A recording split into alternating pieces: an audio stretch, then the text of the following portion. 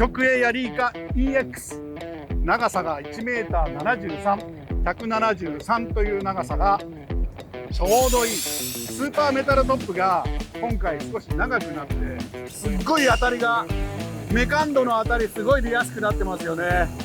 91の竿なんだけど、こうやってイカが乗ると82っぽい曲がりになるでしょ。